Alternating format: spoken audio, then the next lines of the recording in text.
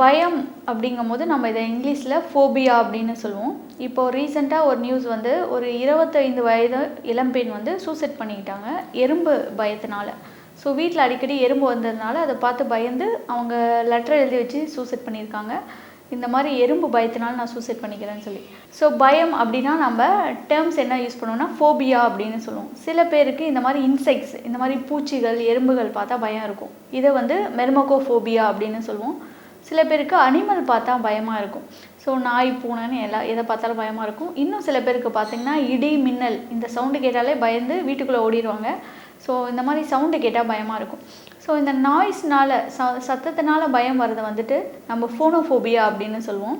இன்னும் சில பேருக்கு வந்து ஏதாவது லைட்டு அதிகமாக இருக்கும் போது அதை பார்த்தா பயம் வரும். ஸோ இந்த மாதிரி பயங்கிறது நிறைய டைப்ஸ் ஆஃப் பயம் இருக்குது. இதெல்லாமே நம்ம லாஸ்ட்டாக நம்ம ஃபோபியா அப்படின்னு சொல்லுவோம். இன்னும் சில பேருக்கு பார்த்திங்கன்னா இருட்டை பார்த்தா பயமாக இருக்கும்.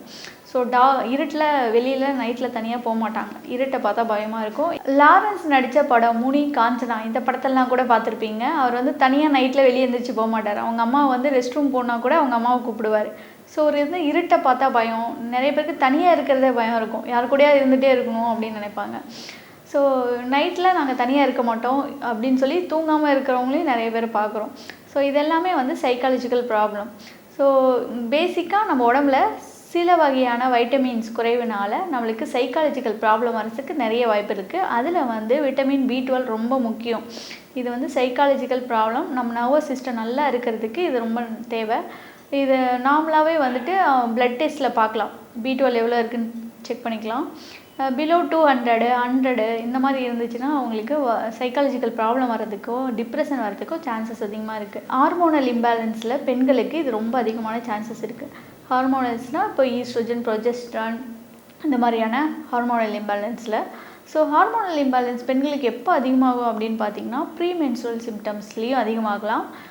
சம்டைம்ஸ் வந்து ப்ரெக்னென்சி டைம்லேயும் சரி, லாக்டேஷன் டைம்லேயும் சரி, கர்ப்பிணி காலத்துலேயும் பாலூட்டும் தாய்மார்களுக்கும் இந்த ஹார்மோனல் சேஞ்சஸ் ரொம்ப அதிகமாக இருக்கும். இந்த நேரங்களில் அவங்களுக்கு இந்த மாதிரியான சைக்காலஜிக்கல் ப்ராப்ளம் வர்றதுக்கு ரொம்ப சான்சஸ் அதிகம்.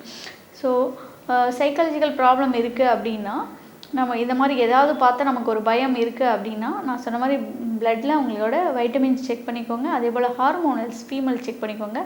மேல்ஸாக இருந்தால் சைக்காலஜிக்கலாக என்ன பிரச்சனை இருக்கோ அதுக்கான ப்ராப்பரான நீங்கள் டாக்டரை கன்சல்ட் பண்ணி ட்ரீட்மெண்ட் அண்ட் நியூட்ரிஷன் டெஃபிஷியன்சி இருந்தால் அதுக்கான நியூட்ரிஷன் சப்ளிமெண்ட்டே எடுத்துக்கணும்.